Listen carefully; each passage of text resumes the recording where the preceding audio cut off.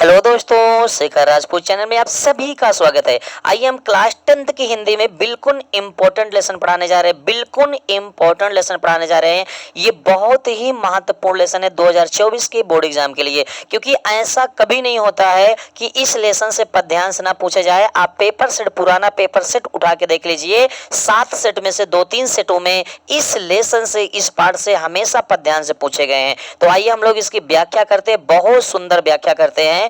तो हम लोग पढ़ाने जा रहे हैं आपको क्लास 10th की हिंदी में हम लोग आपको पढ़ाने जा रहे हैं काव्य संकलन। काव्य संकलन में बिहारी लाल ने लिखा है भक्ति नीति। तो सबसे पहले हम क्या पढ़ाएंगे? सबसे पहले हम पढ़ाएंगे भक्ति। आपको क्या पढ़ाएंगे? सबसे पहले हम आपको पढ़ाने वाले हैं भक्ति, और भक्ति को लिखा किसने है? बिहारी लाल ने। तो नीति को किसने लिखा है? नीति को भी बिहारी लाल ने ही लिखा है। तो हम लोग सबसे पहले पढ़ेंगे भक्ति, फिर नीति। यदि आप यूट्यूब चैनल पे नए हैं हमारे, तो चैनल को सब्सक्राइब, शेयर, लाइक, कमेंट कर दीजिए और बेल आइकन की घंटी जरूर दबा दीजिए। तो चलिए आइए हम इसको गीत के माध्यम से पढ़ते हैं और व्याख्या करते हैं, ठीक है ना? बड़ा बहुत अच्छा लगेगा और गीत बहुत सुंदर है, बहुत प्यारा है। आप धुन पहचानिएगा कि कौन से धुन पे मैं इसको पढ़ रहा हूँ, उसके बाद इसकी व्याख्या करते हैं। चलिए आइए देखते हैं, बहुत सुंदर है। चलिए। मेरी भव बाधा हरो राधा नागरी सोय, जातन की झाई परे श्याम हरित दुति होय। मेरी भव बाधा हरो राधा नगरी सोय, जातन की झाई परे श्याम हरित दुति होय।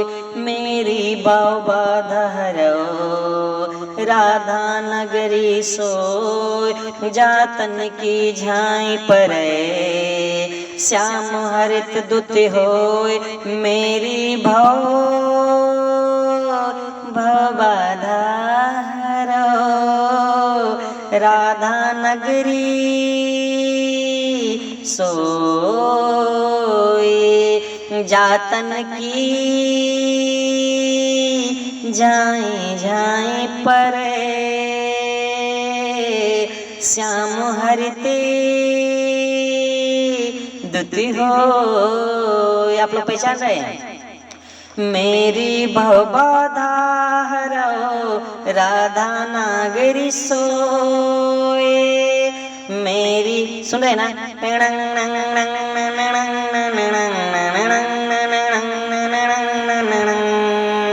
मेरी भवबाधा हरो राधा नगरी सोय, जातन की झाई परे श्याम हरित दुति होय। मेरी भवबाधा हरो राधा नगरी सोय, जातन की झाई परे श्याम हरित दुति होय। मेरी बाधा हरो राधा नगरी सोय, जातन की झाई परे श्याम हरित दुति होय। आप लोग पहचानिए कि ये कौन से धुन पे मैंने गीत गाया। आइए चलिए हम लोग व्याख्या करते हैं। चलिए देखिए, बिहारी लाल जी कहते हैं कि मेरी भव बाधा हरो, हे चतुर राधा, देखेंगे बढ़िया से, मेरी भव बाधा हरो राधा नागरी सोय। मेरी भव बाधा हरो राधा नागरी सोय। बिहारी लाल जी कहते हैं कि हे चतुर राधा, मेरे सांसारिक कष्टों को, मेरे सांसारिक बाधाओं को हरो अर्थात दूर करो। कौन कहते हैं? बिहारी लाल कहते हैं। देखेंगे बढ़िया से, और जहां नहीं समझ में आएगा आप पूछेंगे भी और देखेंगे भी आराम से। देखिए, बिहारी लाल जी कहते हैं कि मेरी भव बाधा हरो राधा नागरी सोय। हे चतुर राधा, हे शक्तिशाली राधा, मेरी भाव बाधा हरो, मेरे सांसारिक कष्टों को, बाधाओं को हरो, दूर कीजिए, मेरी सांसारिक कष्टों को दूर कीजिए। कौन कहते हैं? बिहारी लाल कहते हैं। किन से कहते हैं? राधा से कहते हैं। क्या कहते हैं? फिर से एक बार देखेंगे। कहते हैं कि मेरी भव बाधा हरो, राधा नागरी सोय। कहते हैं कि हे चतुर राधा, हे शक्तिशाली राधा, मेरे सांसारिक दुखों को, मेरे सांसारिक कष्टों को दूर कीजिए, मेरे सांसारिक दुखों को दूर कीजिए, मेरे सांसारिक दुखों को दूर कीजिए। बिहारी लाल जी कहते हैं कि हे चतुर राधा, आप मेरे सांसारिक कष्टों को दूर भी कर सकती हैं, आप मेरे सांसारिक कष्टों को दूर भी कर सकती है। क्योंकि जा तन की झाई पर श्याम हरित दुति होए। क्योंकि जब मात्र आपकी परछाई पड़ने से, तन माने शरीर की, जब आपकी परछाई पड़ने से श्याम हरित दुति होए, श्री कृष्ण भगवान हरे रंग के हो जाते हैं। अब इसको दूसरी तरह से व्याख्या समझेंगे। दूसरी तरह से व्याख्या का मतलब कि बिहारी लाल जी कहते हैं कि हे चतुर राधा, जातन की झाई पर श्याम हरित दुति होए, मात्र आपकी शरीर की छाया पर जाने से श्री कृष्ण भगवान हरे रंग के हो जाते हैं। अर्थात हे चतुर राधा, मात्र आपके श्री कृष्ण भगवान के सामने आ जाने से श्री कृष्ण भगवान के कष्ट दूर हो जाते हैं, श्री कृष्ण भगवान के संकट दूर हो जाते हैं और श्री कृष्ण भगवान खुश हो जाते हैं और प्रसन्न हो जाते हैं। जब श्री कृष्ण भगवान आपसे प्रसन्न हो जाते हैं, श्री कृष्ण भगवान के कष्टों को आप दूर कर देती हैं, तो हे चतुर राधा, आप मेरे सांसारिक कष्टों को दूर कीजिए, मेरी सांसारिक बाधाओं को दूर कीजिए। हालांकि मैं एक बार फिर से बताता हूं और फिर समझना है। देखेंगे कैसे। ऐसे, मेरी भव बाधा हरो, राधा नागरी सोए। मेरी भव बाधा हरो, राधा नागरी सोए। अब देखेंगे बढ़िया से। बिहारी लाल जी कहते हैं कि हे चतुर राधा, हे शक्तिशाली राधा, आप मेरे सांसारिक कष्टों को, आप मेरे सांसारिक बाधाओं को दूर कीजिए। आप मेरी सांसारिक कष्टों को, आप मेरी सांसारिक बाधाओं को दूर कीजिए और आप दूर कर भी सकते हैं। क्योंकि जात तन की झाई पर श्याम हरित उदित होए। जब आप श्री कृष्ण भगवान के सामने आ जाती हैं तो श्री कृष्ण भगवान के संकट और कष्ट दूर हो जाते हैं और श्री कृष्ण भगवान खुश हो जाते हैं, प्रसन्न हो जाते हैं, मुस्कुराने लगते हैं। जब आपके सामने आने से श्री कृष्ण भगवान के संकट दूर हो सकते हैं, श्री कृष्ण भगवान के कष्ट दूर हो सकते हैं। तो हे चतुर राधा, हम तो आपके भक्त हैं। हे तो चतुर राधा, तो हम तो आपके भक्त हैं, आप हमारे सांसारिक कष्टों को, सांसारिक बाधाओं को दूर कीजिए। दोस्तों, आप ये ना समझिएगा कि हम एक चीज को बार बार क्यों दोहराते हैं। इसलिए दोहराते हैं कि बस आपको समझ में आ जाए। एक बार में नहीं तो 2 बार में समझ में आए, 2 बार में नहीं तो 3 बार में। तो इसकी व्याख्या क्या है? मेरी भव बाधा हरो, राधा नागरी सोए, जा तन की झाई पर श्याम हरित दुति होए। बिहारी लाल जी कहते हैं कि हे चतुर राधा, हे शक्तिशाली राधा, आप मेरे सांसारिक कष्टों को, आप मेरे सांसारिक दुखों को दूर कीजिए। जब आप श्री कृष्ण भगवान के सामने आ जाती है तो जब श्री कृष्ण भगवान हरे रंग के हो जाते हैं, अर्थात श्री कृष्ण भगवान के संकट दूर हो जाते हैं, श्री कृष्ण भगवान प्रसन्न हो जाते हैं, श्री कृष्ण भगवान खुश हो जाते हैं। तो हे चतुर राधा, हम तो आपके भक्त हैं, हमारे सांसारिक कष्टों को दूर कीजिए, हमारी सांसारिक कष्टों को दूर कीजिए। आइए अगली लाइन है, और अगली लाइन फिर से एक बार गीत गाते हैं और आप लोग पहचानिएगा ये कौन सा गीत है। वही गीत एक लाइन गाते हैं, फिर दोबारा दूसरा करेंगे। चलिए, कहना है कि मोर मुकुट की चंद्र कनु, यौराजत नद नंदे।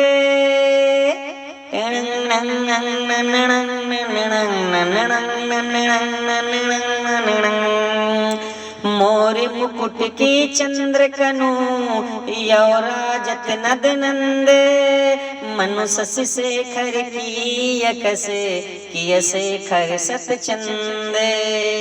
मोर मुकुट के चंद्र कनु। और देखिए आप, यहाँ शेखर आया है तो ये मेरा नाम है चंद्रशेखर, 2 बार आया है, ठीक है ना। तो आप लोग पहचानिए कौन सा गीत है, कमेंट में बताइए कि कौन सा गीत का धुन है। तो आइए स्टार्ट करते हैं। तो अगली पंक्ति में बिहारी लाल जी कहते हैं कि मोर मुकुट की चंद्रिकनु। बिहारी लाल जी कहते हैं कि मोर मुकुट की चंद्रिकनु, यौ राजत नदनंद। मोर मुकुट की चंद्रकनु, यौ राजत नदनंद।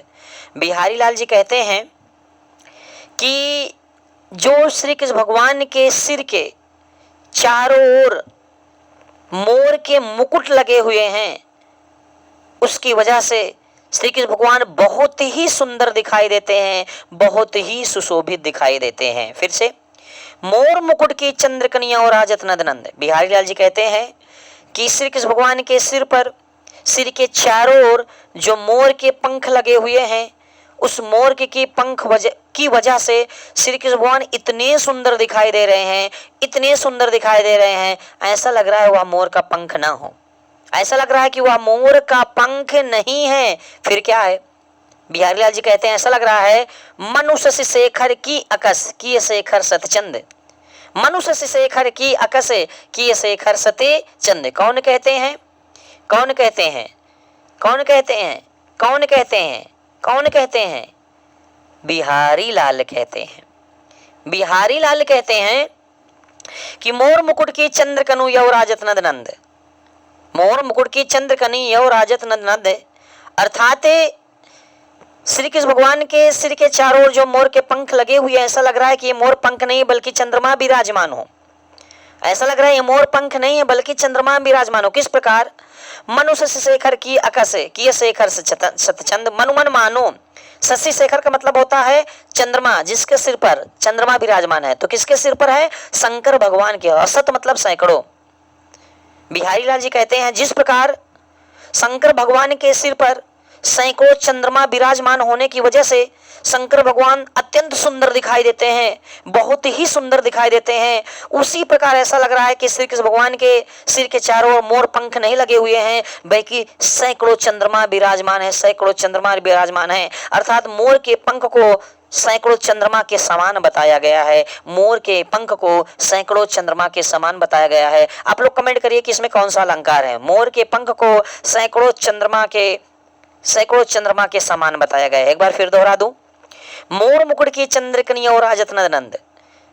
बिहारी लाल जी कहते हैं कि श्री कृष्ण भगवान के सिर के चारों ओर जो मोर के पंख लगे हुए हैं, उसकी वजह से श्री कृष्ण भगवान इतने सुंदर दिखाई दे रहे हैं, इतने सुंदर दिखाई दे रहे हैं, ऐसा लग रहा है मोर के पंख ना हो बल्कि चंद्रमा विराजमान हो। किस प्रकार? उस प्रकार मनुष्य शेखर की यकस की शेखर सतचंद। मनु मतलब मानो, शशि शेखर मतलब चंद्रमा जिसके सिर पर विराजमान हो। तो कौन है? शंकर भगवान के सिर पर चंद्रमा विराजमान है। और सैकड़ों का मतलब होता है 100। तो बिहारी लाल ये कहना चाहते हैं कि श्री कृष्ण भगवान के सिर के चारों ओर जो मोर पंख लगे हुए हैं, उसकी वजह से श्री कृष्ण भगवान इतने सुंदर दिखाई दे रहे हैं, ऐसा लग रहा है कि वह मोर के पंख ना हो बल्कि चंद्रमा विराजमान हो। जिस प्रकार शंकर भगवान के सिर पर सैकड़ों चंद्रमा विराजमान होने की वजह से शंकर भगवान अत्यंत सुंदर दिखाई देते हैं, अत्यंत प्रभावशाली दिखाई देते हैं, उसी प्रकार श्री कृष्ण भगवान के सिर पर मोर पंख लगे होने से श्री कृष्ण भगवान अत्यंत सुंदर और सुशोभित दिखाई देते हैं। तो यहाँ चंद्रमा की तुलना यानी मोर के पंख की तुलना चंद्रमा से की गई है। मुझे लगता है दोस्तों समझ में आ रहा है, और समझ में आ रहा है। आप ये मत कहिएगा कि मैं बार बार क्यों बोल रहा हूँ। मैं इसलिए बोल रहा हूँ कि एक बार में नहीं तो 2 बार में, 2 बार में नहीं 3 बार में, 3 बार में नहीं 4 बार में, लेकिन समझ में तो आ जाए। तो आप लोग चैनल पे नए हैं तो चैनल को सब्सक्राइब शेयर लाइक कमेंट करिए यार, ठोक के लाइक करो यार। लाइक करने में क्या जाता है? वीडियो देखी जा रही है, वीडियो पढ़ने वाले पढ़ रहे हैं, वॉच टाइम बढ़ रहा है, घंटे बढ़ रहे हैं, व्यूअर्स बढ़ रहे हैं, लेकिन आप लोग लाइक करने में पता नहीं क्यों कंजूसी कर देते हैं। अच्छा नहीं लगता, दिल टूट जाता है, मन टूट जाता है, दिल टूट जाता है, मन टूट जाता है। समझ रहे हैं ना? समझ रहे हो ना? और ऐसा करिए कि हमारा मन लगे। कैसा करिए? ऐसा, जरा देख तेरा दीवानापन कि तेरे बिना कहीं दिल न लगे, आ सुन तो सही दिल की धड़कन कि तेरे बिना कहीं दिल न लगे। मतलब आप लोग ऐसे लाइक करिए, ऐसे कमेंट करिए कि बिना पढ़ाए हमारा दिल आप लोगों के बिना लगे, हम आप लोगों को वीडियो पढ़ाते जाएं। तेरे चेहरे में वो जादू है, बिन डोर की चाबी है, मुझे जाना होता है और कहीं तेरी ओर चला आता हूं। तेरे चेहरे में वो जादू है, बिन डोर चलाता हूँ। मुझे जाना होता है और कहीं तेरी ओर चला आता हूँ। तो आप लोग ऐसे कमेंट करिए, ऐसे लाइक करिए कि मैं आप लोग की ओर खींचा चला हूँ। ओके दोस्तों, अगला पद्यांश अगले वीडियो में।